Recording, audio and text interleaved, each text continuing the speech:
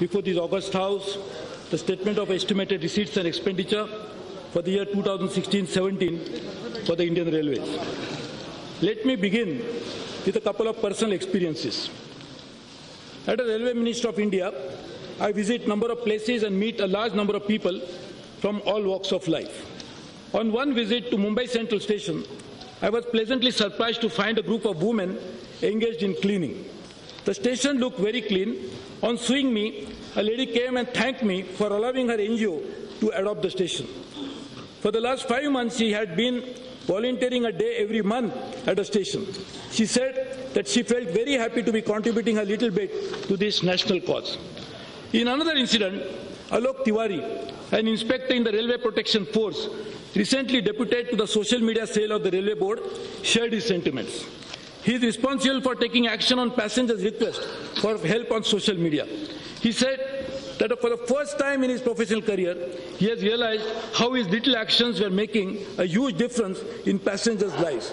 He felt enthused and proud to be part of Indian Railways. Madam Speaker, it is the people like this who are the soul of India and Indian Railways. And that is why this is not my budget alone.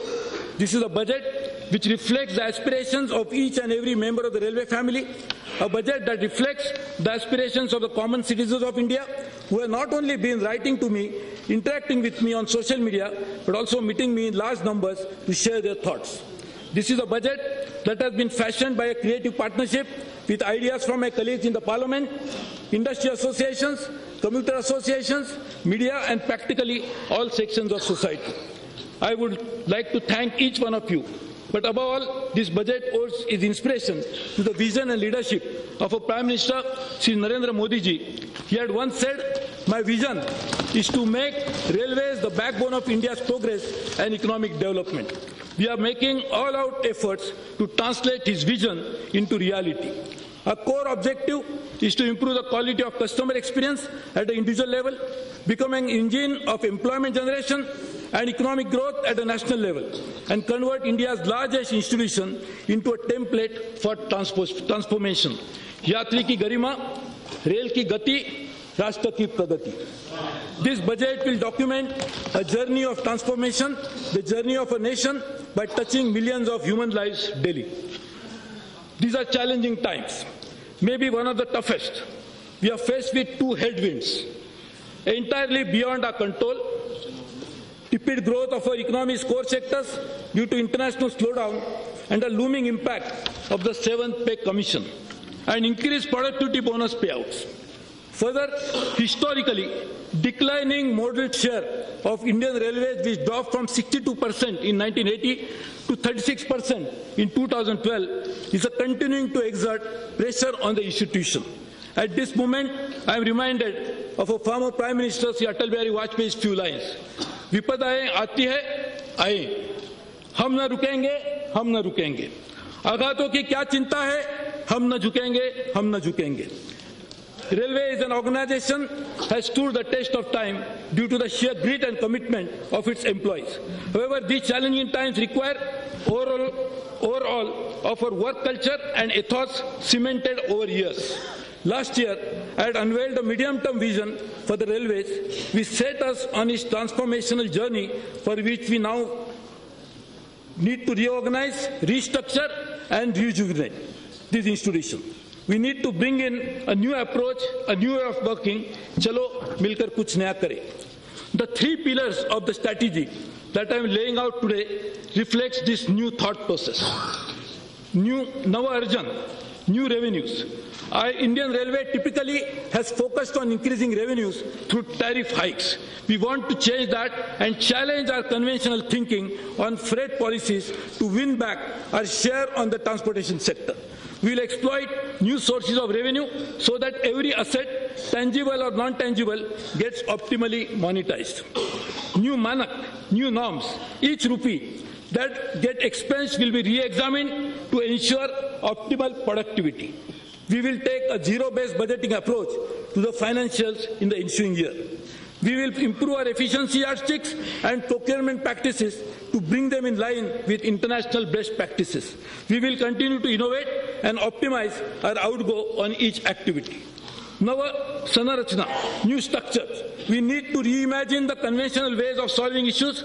Cooperation, collaboration, creativity, and communication should be the hallmark of our decision-making and actions. We will revisit all processes, rules, and structures to enable this transformation.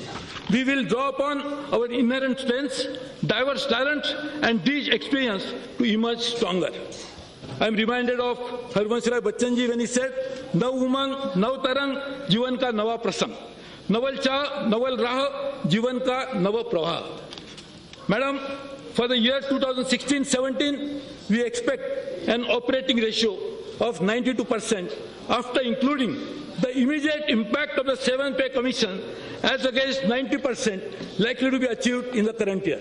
It is pertinent to note that ordinary working expenses grew by 32.5% in year 2008-2009 due to the impact of the 6th Pay Commission, while we are targeting to restrict the growth of ordinary expenses only by 11.6% in 2016-17.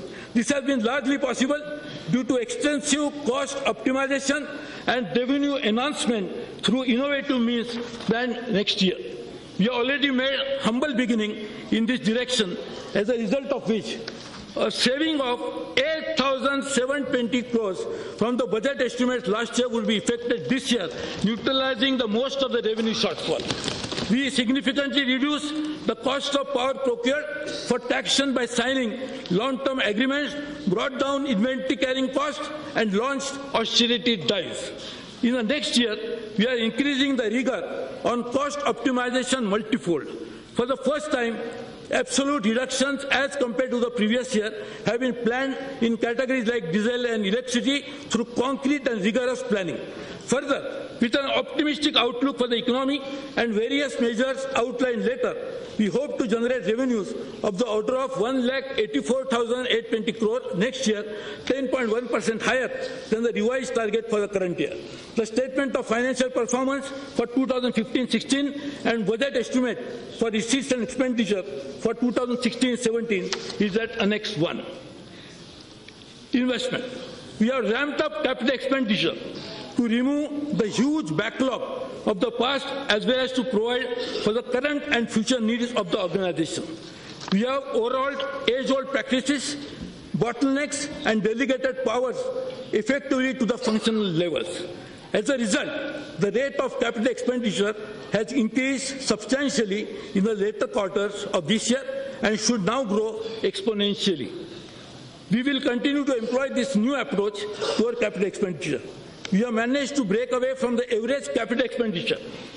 It used to be 48,100 crores over the period 2009 to 2014 and an average growth of only 8% per annum to achieve a quantum jump. This year, our investment would be close to double of the average of previous years, a feat never achieved earlier. For the year 2016-17, the capital plan has been pegged at 1.21 lakh crores, 1,21,000 crores. This magnitude of investment calls for abandoning the business as usual approach and continuously innovating to find new ways of sourcing funds and to look at executing projects, be it by forming joint ventures with states, developing new framework for PPP, scouting international markets for rupee bonds, or engaging with multilateral and bilateral agencies. We will be at the forefront of infrastructure growth in the country. We have for the first time incorporated a statement in the Pink Book of sanctioned works, a list of partnership projects being undertaken with state governments and other agencies. Every rupee of investment in railways has the capacity to increase economy-wide output by the factor of 5. The impact that this increased investment in railways will have on the economic growth of the country is unprecedented. It would also lead to realizing the vision of a modern and efficient railway system. The vision is the railways must provide to the citizens of this country a rail system that they can be proud of, a system free from capacity constraint, a system that is efficient and predictable, a system that is sparkling and pristine, where the people of my country feel at ease. where there is a plenty of choice in every sphere of activity and the ease of doing business pervades the entire railway ecosystem. In short, a system that is capable of taking care of its own needs financially and otherwise. By 2020, we look forward to meeting the long-felt desires of the common man of this country. 1. Reserved accommodation on trains being available on demand. Timetable freight trains with credible service commitments. High-end technology to significantly improve safety record. Elimination of all unmanned level crossings. Punctuality increased to almost 95%. Increase average speed of freight trains to 50 kilometers per hour and mail express trains to at least 80 kilometers per hour. Semi-high-speed trains running along the Golden Quadrilateral, zero direct discharge of human waste.